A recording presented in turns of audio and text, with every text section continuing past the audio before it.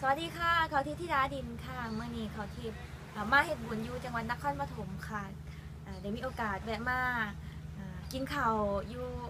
ริมทะเลค่ะเป็นทะเลหนองกอยเขาทิพย์ก็เลยนำภาพบรรยากาศงามๆมาฝากพี่น้องชาวธิดาดินค่ะพ่อค่ะ